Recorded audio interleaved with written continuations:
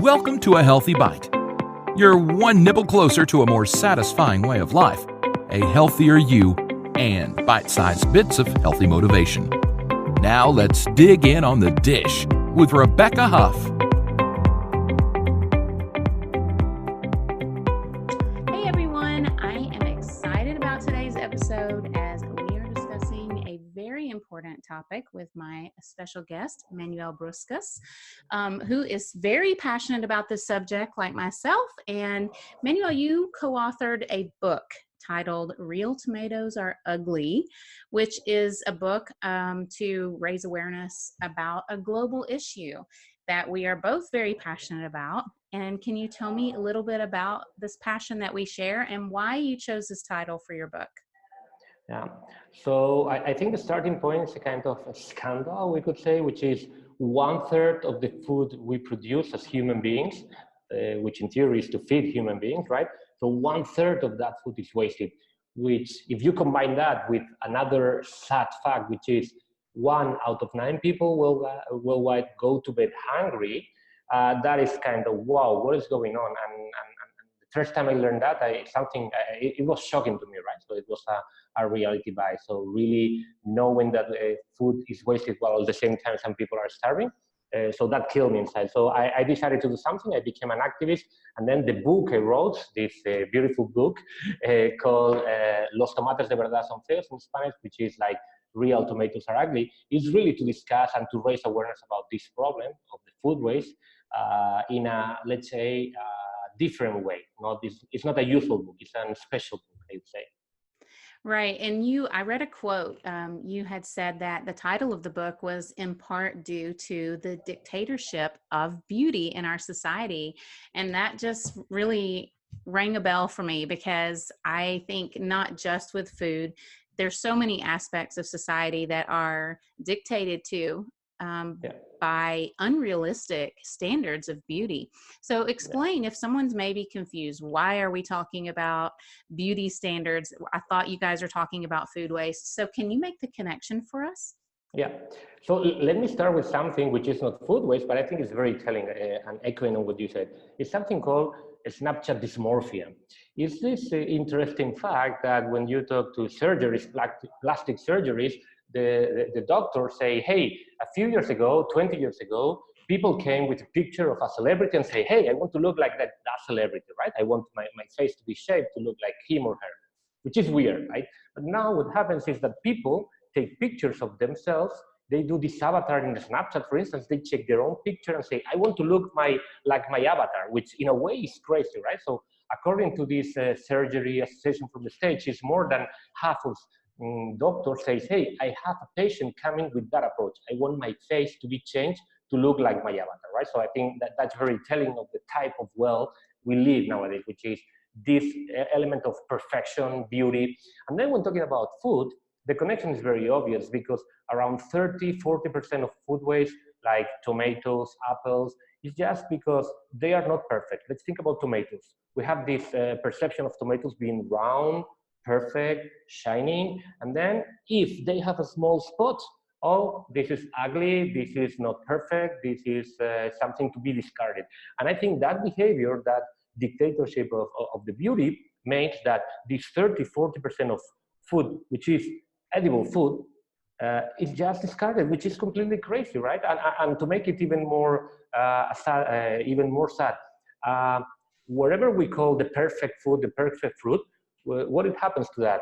You collect the tomatoes and then there's wax to make it even more shiny. And this is why? Because we buy with our eyes. So at the end, the product we usually buy in the supermarkets is less natural because it's like this element of polishing and washing, which is crazy. So I get too passionate because I think it's completely wrong. It doesn't make sense to me. It is completely crazy. I feel like you and I are both kind of in the same boat with this. We can get on our soapbox about it. And we're definitely not trying to be judgmental about this issue. We are looking for solutions. And I think that the pointing out the ugly produce problem is the first place to start because it is such a huge issue is that we go into the produce section of the supermarket and every apple has to be uniform in size. Every cauliflower has to be uniform in size and color because they're stacking it, has to be stacked beautifully. And so there's this problem that I think a lot of people just aren't aware of, and that is, say, cauliflower, for example. I know for a fact that sometimes cauliflower maybe is too big, and it's not just a matter of it isn't shiny enough or it isn't, it's discolored. If it's too big, it can get sent to the landfill. Absolutely. I think you raise a very relevant point, the sizes, right? So we have these, let's say, specific sizes, and everything being either too big or too small doesn't fit the rules, doesn't fit the policies, and therefore is just discarded. So if you go to a cauliflower or orange or any plant trees, you see that these smaller or bigger are discarded. The same, for instance, with bananas, we have this image that the shape needs to be like this. So if they are slightly less round, we don't want them, right? So it's really both the aesthetics and the sizing. That's crazy because at the end it's this 30, 40% of, again, edible food. I will keep saying this probably for the next few minutes, but I think it's so crystal clear that this is edible food that we are just discarding. And think about ourselves, when we go to supermarkets, to local stores, guess what? If we have a perfect apple or a small apple, which one do we take? And the same applies to carrots, to cauliflower. So any product, we just take, oh, if it has a spot of, if it's different, and I think that's the point, the connection I made, like, we don't tolerate the different, right? So everything needs to be standard, the same, and I think it's fantastic to have different human beings. I think that's the beauty, right? So if you and me were exactly the same, that would be a kind of boring. So we share this passion, but both of us are different. So I think that's great, right? That we have a small differences that makes richer the end result of the conversation. So I think that applies to almost everything. And I think we do not tolerate the differences, and that's a huge mistake, I believe. That for food and that for any single topic you could talk about it. So it's not just consumers that are choosing perfect fruit or perfect vegetables over imperfect ones. It's the problem starts much earlier than that. When the produce is being brought to the supermarket, I know sometimes farmers, because they have a situation where when they bring produce to market, it can be turned down. They can be sent back with their, big trucks full of produce. And there's the issue of, getting things to market on time. And if they get it rejected, then that's another issue. So I know a lot of farmers end up just leaving some fruit on the vine. Some things get tilled back into the soil. And some things just go straight to the landfill. So that's one problem. Then we have another problem with the supermarket. And then we have another problem with the consumer. But this is just one vein of the food waste problem. And then you hear also people talk about how there's not enough food to feed everyone in the world. Is that true? That's a complete lie. I think nowadays, with the production of food that we are having, is more than enough to feed everyone, right? So when we are talking about hungry people, hunger, that is a problem of distribution. There is a problem of politics. But in terms of production, of demand supply, we produce enough food, so no one should be starving nowadays because we produce enough food. So I think different factors, the ugliness, but also the production system, also the heavy promotions. There are many factors driving these food waste, and I guess we can talk about it in the next minutes. But I think it's very important to raise awareness and to realize that is a shared responsibility. Consumers, we have a tremendous responsibility, but as you said, supermarkets and local stores also have a tremendous share of responsibility, right? So I think governments have responsibilities because of the law that are approved, right? So I think it's important that we all recognize that this is a common issue, a shared problem that we need to address collectively from non-profit organizations, from government, from private sector, from retailers, from production, producers, manufacturers, consumers, right? So that's very, very relevant. I think it's an oversimplification saying, yeah, that's a consumer problem. That is just the tip of the iceberg, I would say. Right. And so a long time back when I first started thinking about food waste, I just thought about myself and my family, but then it did start to kind of expand. And I thought about supermarkets and how, they maybe have food that's, we'll talk about best by and sell by dates later. But so they have this produce, and then you have people that are hungry. Say, for example, you have several supermarkets in this city, and they have food that's imperfect, food that's close to the sell by date. And then you have a homeless shelter. And at first I thought, why can't they just donate the food? And I started thinking, well, maybe, it's a legal issue. But then I found out here, I don't know what it's like there, but in America, I found that there is actually a Bill Emerson Good Samaritan Food Donation Act, which was signed in 1996, and it protects stores and other corporations from liability if someone happens to get sick. So there's no excuse for this food to not be donated. And on top of that, the University of Arkansas School of Law study proved that there's never been a case where someone sued over being sick from donated food. So what is it profit? Is that the bottom line? Why more supermarkets are not donating this food? I know there are some who do. Yeah. So I think first, I always use states as an inspiration for this, because the Good Samaritan law, unfortunately, in Europe, I think almost no country has this Good Samaritan. So I think that's an issue that, and I always say, hey, in the States, we have the Good Samaritan law or principle, which I think is fantastic, right? Because that's really the spirit.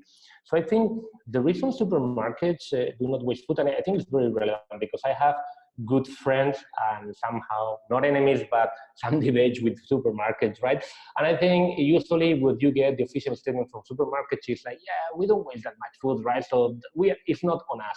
I think that is not true. And when you really talk to the managers of supermarkets, that happens. And I think it's a matter of transparency.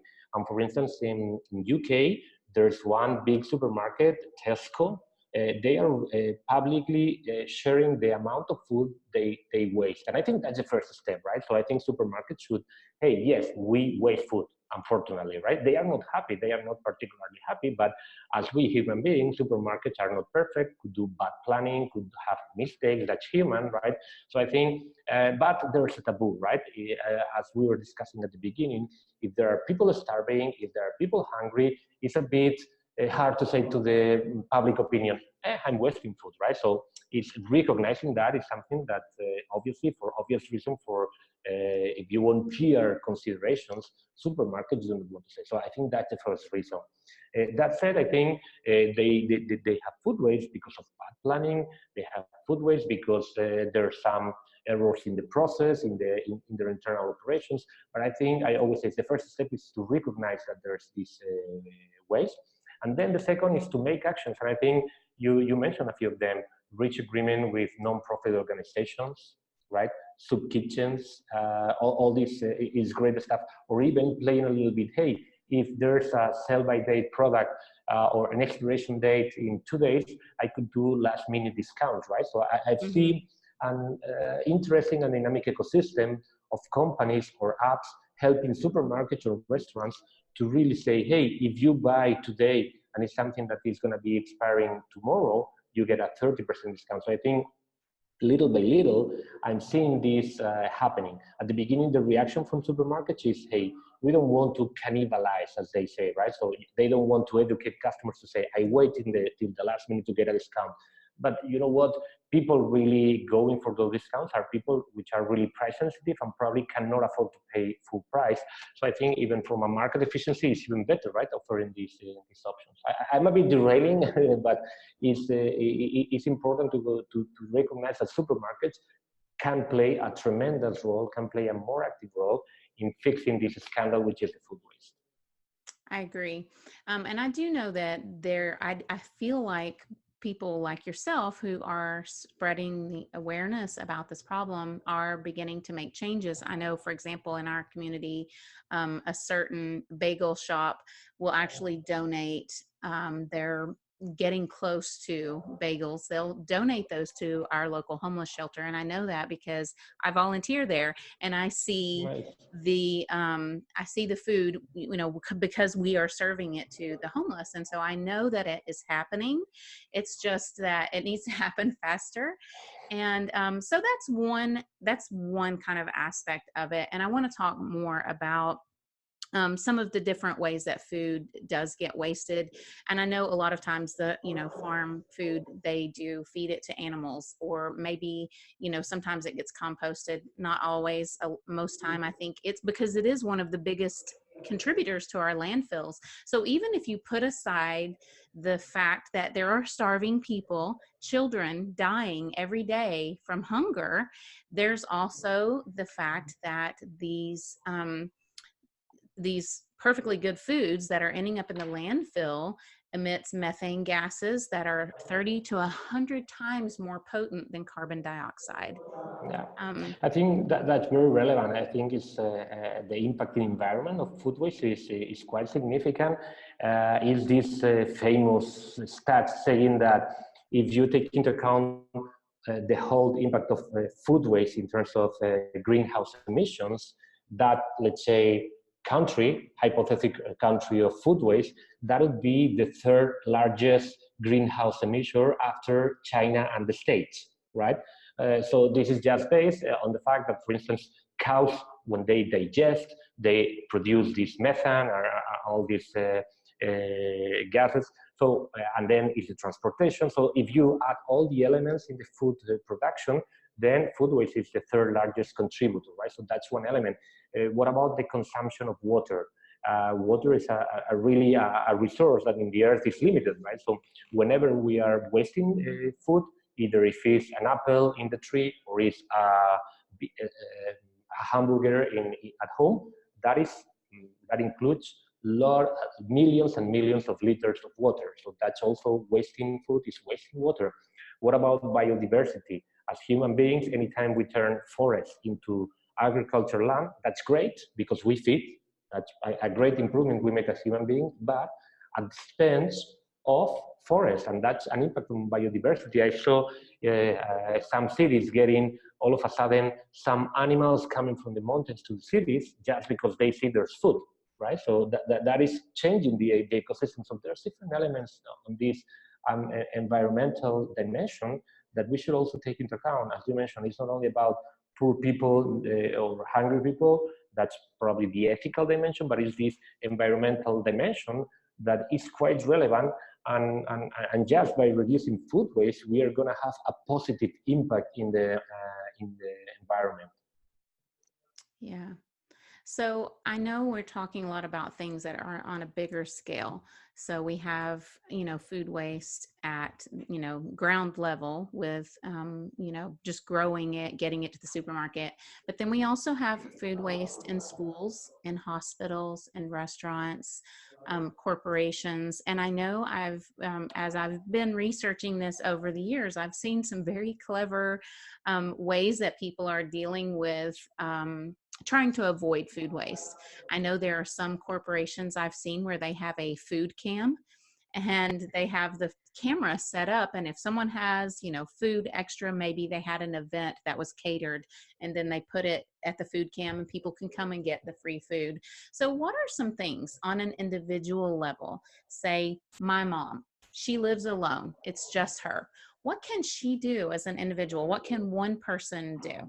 Okay, so I think there's many things, and some of them are so basic that I feel a bit ashamed when I have to say this, right? Because in some instances, it's really, wow, this is something that probably many years ago, many decades ago, people were doing anyway, right? But let's start with the basics, which is before going to shopping, just check what we have in the fridge, right? So it's a basic thing, but before getting to the supermarket or the local store and get a lettuce, then probably there's one hidden in the fridge. So just make sure that you check that, right?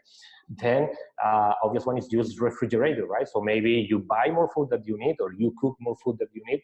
No worries, you can just freeze it and eat it weeks after.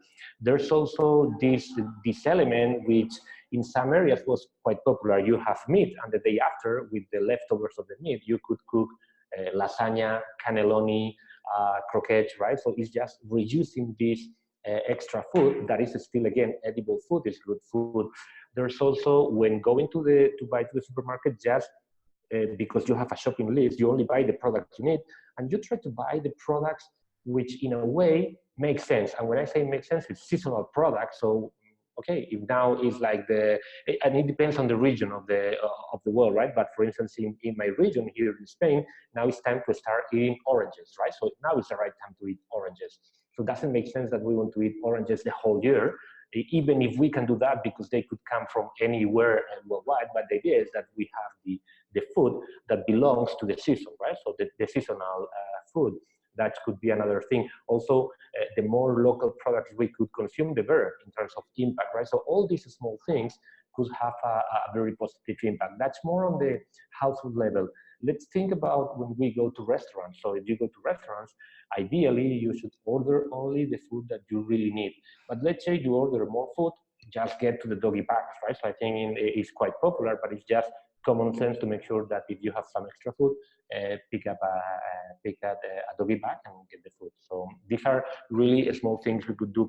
Also, there's many cool startups doing like more, for instance, the food sharing, the peer-to-peer, right? So let's say you have some food, you would say, hey, I have some food, so anyone could take it from your home. So these peer-to-peer networks, I see a few apps encouraging that behavior, and I think that's great. So that probably depends on how techy is the person. Not sure your mom how techy she is, but anyway, could be. I'm surprised sometimes because also my mom is like, yeah, but she's getting the technology right. So sometimes a mobile for them is very obvious, and say, hey, I just need to take a picture. This is the food I have in my fridge. So if anyone in the network in the app wants to take it, that's fine. Come and grab it, right? So these are small things anyone could do. Right. I think another good tip is something that you mentioned before, when supermarkets do start to mark down this food, if you live close enough to a supermarket to shop more than one time per week, only get what you're going to make for that day and maybe the next day. Because if you go towards the end of the day, a lot of times prepared food is already marked down.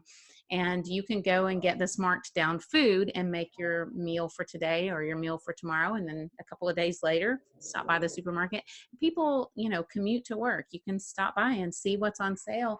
Not only are you saving food waste, but you're also saving money. You just say, just to give you some number on that you said, it's estimated that an average, let's say, family in Europe or in the States, we are wasting $300-400 per year. So this is the food that we buy and we waste. So that's money, right? So at the end, you mentioned, so to me, it's like awareness on the issue can also bring you some savings, right? So depending on the families, $400 per year could be like make a difference and enable that family to do other things. So yeah. Right, because I think a lot of times, and especially with fresh produce, greens like leafy greens, people will buy them and think, I'm going to eat a salad today, or I'm going to make, something with kale. And then they get busy or sidetracked, and then the kale just turns to slime in the fridge. So a lot of times, yes, I think that is what happens. And so it is more cost effective to, if you're just going to end up letting it waste in the fridge anyways, to shop for shorter periods of time. Yeah. So do you think it's possible, like I said, I haven't seen any studies on this, so maybe you have, are plates getting bigger? Because I know refrigerators are bigger than they used to be. And I think that's part of on an individual level, why things are wasted a lot, because we want something to be full. And they even say that refrigerators run better when they're full than when they're, partly empty. So do you think we're just trying to fill up our pantries? Are we just trying to fill the empty space in our fridge? Absolutely. And I think similarly, what I've seen is a lot of this behavior when you bring some friends or family at home and you have a dinner for them or lunch. What is going to happen? You want to show that you're doing great, right? So you are going to prepare more food than probably you need because you just want to show that you don't have any problem and you are doing great, right? So I think that's elements that's embedded in our culture, in our values, and our beliefs. And I think it's similar to what you mentioned on the fridge, right? So we want to show, hey, I have a great or super big fridge full of food. You want to open and see, oh, it's fantastic. If you go to, let's say, a friend home and you see the fridge empty, then is he or she having issues? So that's really part of our, let's say, kind of culture. So that's for sure has an element, and I think there's pieces of research, and that goes more into the sociology element of some behaviors that at the end are, we are animals relating to other animals, human beings. So we really want to, we have these elements in our behaviors. Yeah. Yeah, in America, we call it keeping up with the Joneses. Okay, the good one. Good one. Keeping up with your neighbors. So yeah, I do. I wonder, because I know in America, when you go to a restaurant, the portion sizes are typically supersized. I mean, really big portions. And so a lot of times if I do go out to eat at a restaurant, which I try not to go out to eat very often because there's no reason for me not to make food at home. But when I do, I'll often share an entree with my daughter because the two of us can't eat an entire portion of food. So that's another small tip. But these are definitely small things, but what can we do to make an impact globally? I mean, is there things that we can do to make a bigger impact than just what we eat at home and just how much we waste at home? Yeah.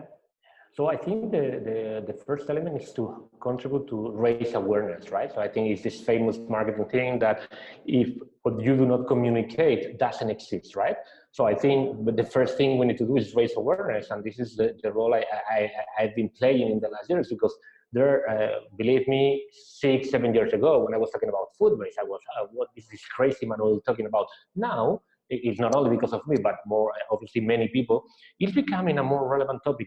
It's part of the conversation, right? So let's not underestimate the importance of just letting people know, hey, it's this problem of food waste, right? Because if you don't know it's a problem, you are not gonna even consider it or take it into account. So that's the first thing we could do. Again, it's not like something too complex, but it makes a difference. Second, I think is working together with government and retail sector to make sure that the laws are, are built in a way that contributes to reduce food waste. So I think Good Samaritan is a good example. But obviously, if you want to supermarkets to, speed up or accelerate the amount of food they donate, you need to create the right incentive, right? So it could be more enforcing, or could be some subsidies, whatever. I think in every country or in every region could be different, but I think you need to set up this framework, this legal environment that contributes and helps. So I think what activists we like to do is to go to governments, or in Europe, we claim at European Union level to make sure that the environment, the legal setup is contributing and is fostering that. So that's a second thing. A third thing, I think, could be becoming entrepreneurs, right? So I think I'm really happy to see that in the last 5-6 years, people who came to me with some crazy ideas, nowadays they manage to create some nice projects, and could be how to leverage on existing product in restaurants. Okay, maybe there's an app which will inform you that that product is available, and then you could get a discount. So that creates a business model, bringing value to the end consumer, bringing value to the founders, and reducing food waste. So that's great news, right? So I've seen an increasing number of startups really proliferating and being able to do that. So, which I think is great, because what I think we need to avoid is that the problem will be solved by someone else, right? So government will make a law, will pass a law, and I will fix it. Well, that's a little part of that. I think it's great to see that we as society, we create these environments, these companies with certain values that want to promote that. So that is also something we could do, either becoming entrepreneurs or supporting those entrepreneurs with great ideas. And I think in the States you have cool initiatives. Obviously, each of them have different traction, but I know one called the Misfits. So you play even with the concept of ugly, and you give it some value. So there's many ways to contribute to that. Yeah. I think that what you're doing is really, really helpful. And I hope more people are going to write books about food waste and how to stop. So tell us a little bit about your book. Yeah. So this is the book, by the way, little, so you can see it. So let me talk a little bit. When I started to become an activist, I realized that talking about food waste is kind of my passion.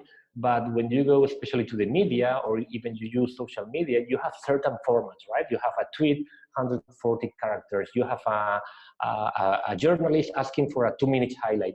Then I realized I want to tell the story of food waste in my own way, without any, let's say, limitation. Then I had this good friend, Alejandra, who is an illustrator. She does beautiful illustrations. And one day, meeting, say, why don't we do this book together, where we could tell stories about food waste, not only with the text, but also with the illustration. And that concept was like, yeah, let's do it. And we brought it to the next level, which is, let's not make a usual book just describing an issue and that's it. No, let's describe the issue, the problem of the food waste, but let's talk about it in two different angles. I know some people are really, they love numbers. They are really brain people, very rational. I want to know percentage of food waste. I want to understand the problem. But for some people, numbers are a bit slippery, you know? It's like one more stat. So we wanted to tell the story of food waste with the heart. And what is the heart? It's a poetry, right? So poetry is beautiful, and sometimes you could say so many things with poetry. So we wanted to build poems, tales, stories, and in a way, talk not to your brain, but to your heart, feelings. Because we realized that for some people talking about food waste because aesthetics, blah, blah, blah, it's like, okay. However, I realized some people is like, in the same way, every kiss is different. It's not the same thing. Farewell kiss, the first kiss, the passion kiss. The same thing for tomatoes, right? So no, all tomatoes are equal, and that's part of the beauty. And then I explained one day that to that person, one person said, "Oh, I love that idea," right? And I realized I connected. I've been trying to convince you about food waste with a stat, with the 30%, with 40%, and it was like, yeah. But with that little story, with kind of poetry, that was even more really getting there in your inner self. So then that's why we decided to make the book like with some data, with some stories, and more importantly, with a positive messaging, right? Because what we didn't want is to say, oh, food waste is a problem, there's a people starving, we live in a sad world. Oh, that's not the book we wanted. We wanted the book really like trying to bring some positive message saying, okay, that's a problem, but you could do something about it. So that was the whole concept of the book. I love it. So is there any chance that you may have the book printed in English? I will love to give you more context on the book. We initially thought, okay, let's look for some publisher, but at the end we said it's going to be such a mess to look for that we did a crowdfunding campaign, right? So we did this famous thing like, hey, let's convince 300-400 people to buy the book in advance, and this how we did it. And in fact, in the book, we have at the very end of the book the names of the people who contribute with the names and the surnames to say yes. So to your question, yeah, we'll love to do that. So our goal for the book is not really make any money because we just want to raise awareness. So we just need to find like someone helping to finance the translation, because it's like really needs to be a professional translation, especially on the poetry side. We want to capture the essence. So we are really eager to do the book in English and in any language. So if anyone watching this podcast wants to make this book in English, I will be more than happy. I can send the content to anyone interested, and we just want to spread the word, right? So we don't want to make any money out of that. So any model, any nonprofit, any organization, we are more than happy to make the book in English and spread the word. So, yeah. And you actually printed this book. You did this with crowdfunding, right? Yeah. It was funny because at the end sounds like one of my favorite bands, getting back in the late 80s, is a Spanish band called Extremoduro, and they did this crowdfunding for the first recording, right? So they were saying, hey, we have this fantastic potential recording, so you have to pay some money in advance to get the copy. That was even before the word crowdfunding was used. And then in my mind, it's like, oh, that's cool, right? So you have something cool to say to the people, so why don't you ask them like, hey, trust me, I will bring something cool for you. It's what we did. Initially, we raised, as usual, the 3 Fs, friends, families, and fools. But then, little by little, we managed, I'm not sure how, but we managed to convince people who didn't know us to say, hey, we are going to make a book about food waste, so trust that we are going to deliver something cool. And they did it. We got like 300-something people buying a book even before the book was printed, with the promise that you will get a copy of the book. And that is the way we raise the money needed to make the printing of the 1,000 units and distribute it to the people. And for some people, we also added t-shirts or some merchandising because some people like the idea of not only having the book, but also a t-shirt or other materials. So it was super cool. We really enjoyed it. It was like a bit painful at the end when you have all the books printed, you have to send them one by one, but it's part of the journey, and we love it. It was great. It was great. I love it. Well, hopefully someone listening can reach out to you and we can get this book printed in English. I personally would love that. And I'm all about helping make that happen. So if there's anything I can do, and another thing, if you're listening, something that you can do on an individual level is just to share this episode, share, the things that we write about. And I know you have, Manuel, a lot of YouTube videos where you're talking about the subject because, hey, guess what? This is not your full-time job, right?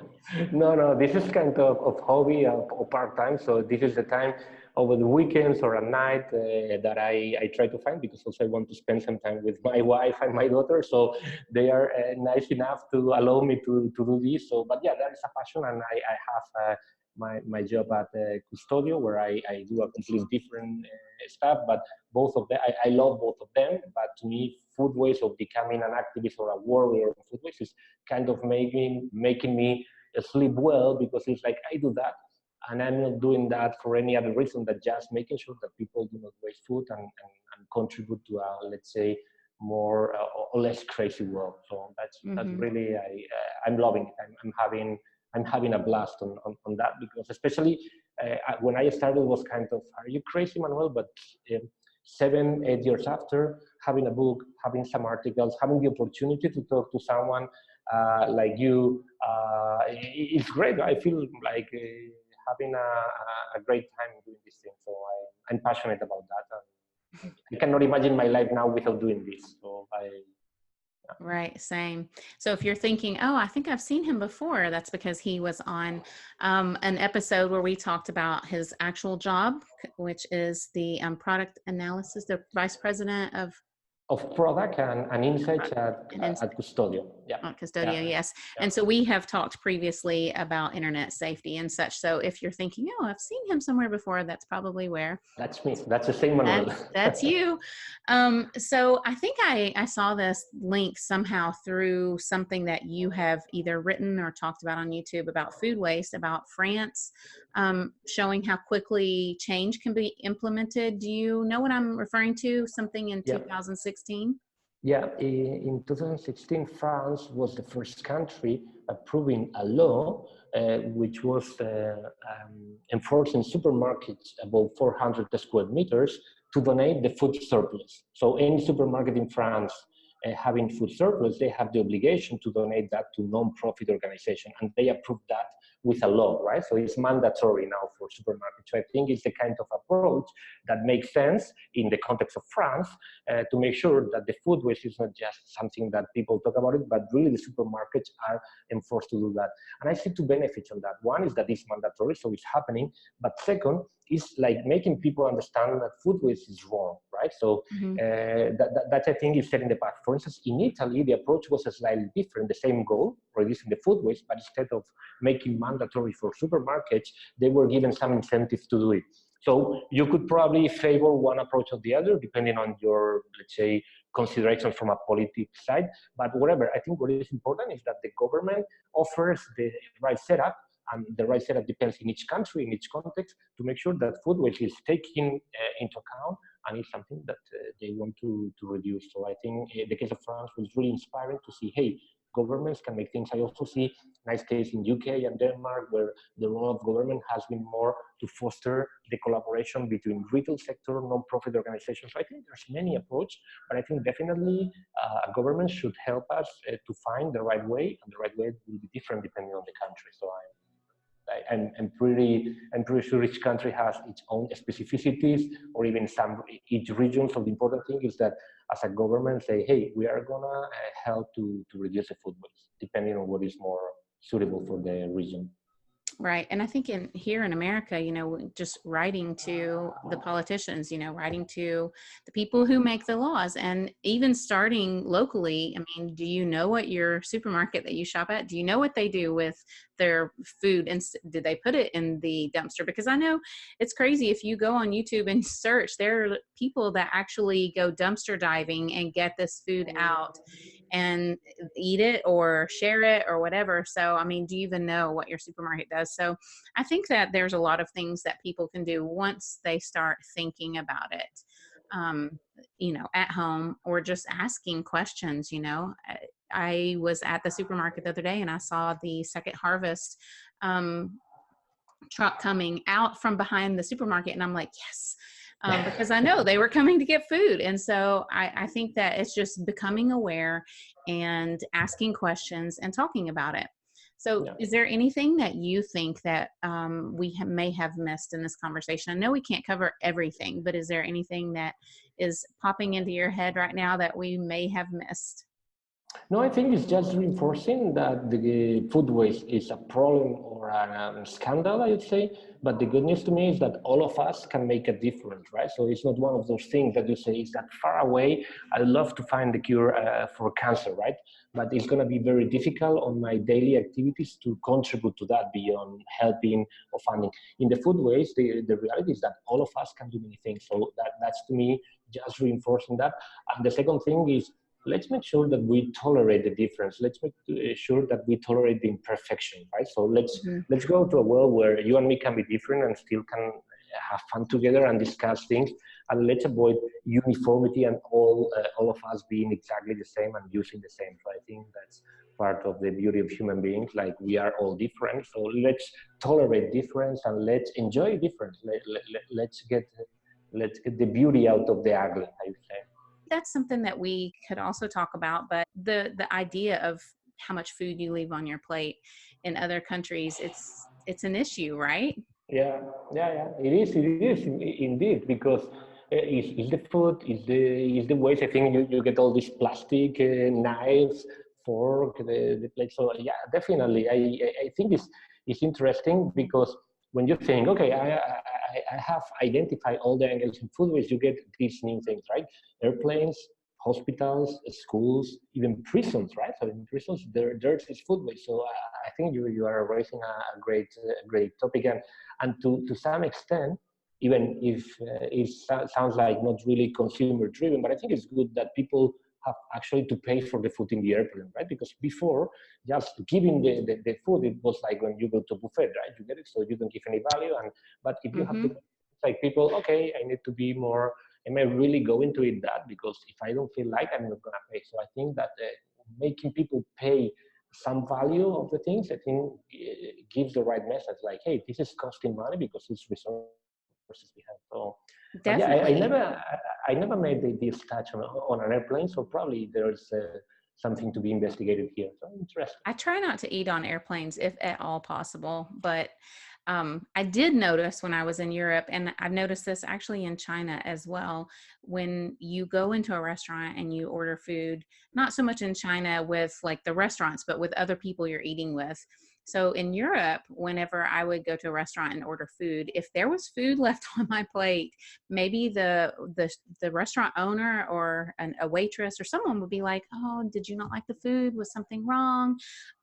Because leaving food on your plate, Americans do this, and I guess it's kind of an insult to leave food on your plate, but the portions were huge and I could only eat so much. So I do remember that. And I think there's like a lot of cultural differences, so I don't know how much that plays into the whole food waste thing, but Yeah. yeah. The culture is definitely an element, and I think in some countries, as you said, leaving food at the plate is considered like even you're insulting people, right? So it could be so, but I think depends on the culture. In other countries, it's like the fact that you eat everything means like you are hungry, and therefore they need to give you more food. So More. it's in every region, even in the same country, right? Or it depends on the family. So it's all these subtle differences, all these nuances need to be taken into account. That's why I keep saying there's no a single bulletproof initiative that is going to work all over the place, right? So in every region, we will have to find a solution based on reality, right? And each region, and I think that good is not exactly the same. That's the beauty of human beings, right? That you find different things in different countries or in different regions. That's why we like to have trips, right? To know things that we don't know. If everything is expected and as we are doing at home, what's the point of going to other places? So it's good to find this Yeah. new approach or new ways to do things. Yeah. Just explore. But yeah, so I think the bottom line is that, spreading awareness and just starting with yourself. If this is the first time you're listening to this and this is the first time you've ever heard people talk about food waste, just being aware of it definitely opens your eyes to it, because I know as my children were growing up and I would be talking to them about food waste, my kids would become more aware of it, and then they would notice it in different places in their own lives, whether they were out and about or whatever. But one thing I wanted to ask you, and I guess we can end on this, but so I think this is a kind of a humorous little story. When I was growing up, my parents, they didn't have to tell me to clean my plate, because we weren't wealthy. We lived on a farm and we ate what we had. So there wasn't like a diverse amount of food. And so my parents never really had to tell me to clean my plate. I just always did. But I did hear about other kids saying that their parents said, hey, you need to eat everything on your plate. There's starving kids in this country. And so at one point, I think I said to my son, because my husband takes all of our leftovers to work, that's what he eats every single day, our leftovers. He will actually take food that my son didn't eat, like half of his plate that he leaves, and my husband will take it to work the next day, and he says, I'm not afraid of your germs. My germs will beat up your germs or whatever, so that's not an issue. So I say to my son, like, do you want to eat some of these leftovers? And he would be like, I'm not eating scraps. And I'm like, oh, aren't you? Okay. And so then that opened up a kind of a conversation about what was scraps, what is food waste. And at one point I had said to him, well, you need to eat this, because, there's people that are on this earth that don't have food. And he said, well, how can what if I clean my plate, how does that help a starving kid somewhere else? How would you answer that? Well, it's a very smart question. So let me start saying that when thinking about the food, there's especially in products like cereals, the price goes up or goes down depending on the demand, right? So if more people are buying bread, at the end the price of cereals go up. So anytime we buy something and we don't eat, we are contributing to the increase of the price, and some people can literally cannot afford to pay for the product, right? So anytime we buy more food than we are actually needing, we are increasing the price. So if you say, hey, I have this, I don't want to eat anymore, instead of throwing out, you could keep it for the next time. So you don't need to buy it again. And there's a direct link in the price. I remember also when I was a kid, my grandma saying, she was referring like, hey, if you don't finish that food, someone in Africa cannot eat. That was the usual comment I was getting. And at one point, it's like, crazy. In reality, commodities, food, is really actually a demand supply element, right? So there's a direct connection. It's true that probably that specific piece of bread that your smart son is asking about is not making any, but the concept is that if he gets the discipline of finishing what he is ordering and ordering or eating just what he needs, that food could be used later on, and therefore the price is not going to increase just because it's going to be wasted, right? So you could say that 1/3 of the price is driven because of food waste, in a way. That's a very good answer. I'm going to make sure he hears that, because when he asked me, I thought, well, I have to think about that. I'm not really sure. That's just what I've been told. You need to be proud. He's smart, and I think he's like becoming picky. So he's trying you to raise the bar and make sure you don't offer him like easy work. He's no, you need to substantiate, man. You need to substantiate what Right. you ask me.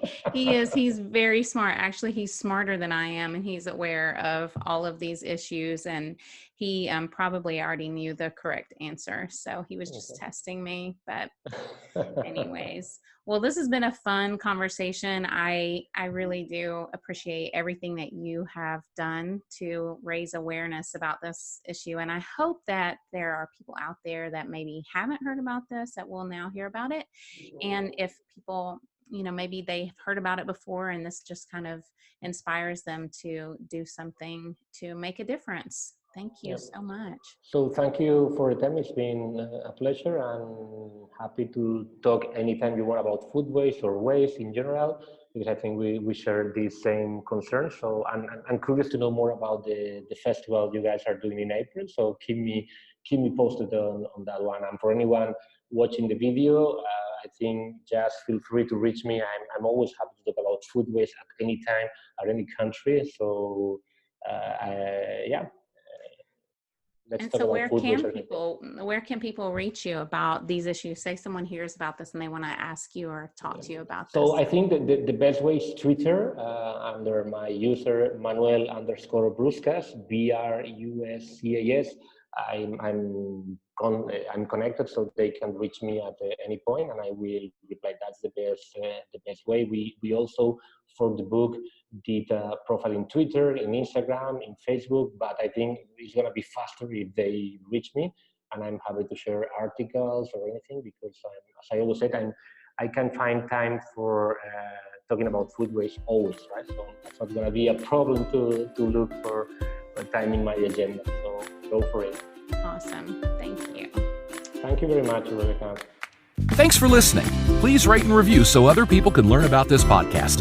Find out more about sleep, hygiene, eating healthy, tasty recipes, zero waste lifestyle, and lots more on ThatOrganicMom.com. Help us spread the word. Be blessed and stay healthy.